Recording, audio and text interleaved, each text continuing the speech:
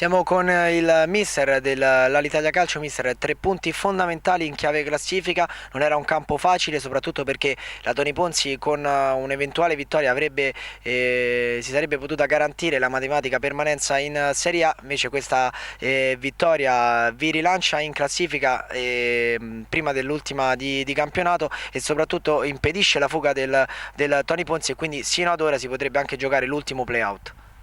Beh, noi diciamo che abbiamo fatto un bel girone di ritorno. Anche stasera abbiamo dimostrato di avere un'ottima squadra.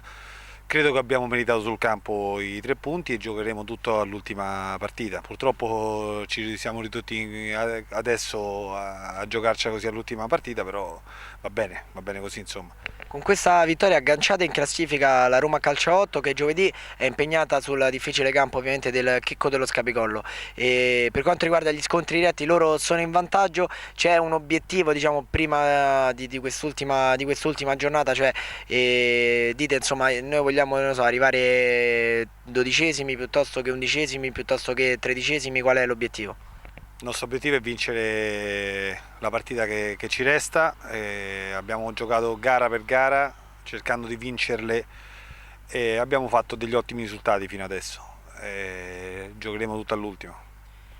Abbiamo detto sino a questo momento si giocherebbe anche l'ultimo playout, quindi quello fra la nona e la quattordicesima del campionato. Se c'è una squadra che lei vorrebbe evitare, e ovviamente lei non sa ancora in che posizione finirete in classifica, quindi al momento potrebbe incontrare più squadre. Se c'è una squadra proprio che vorrebbe evitare, qual è?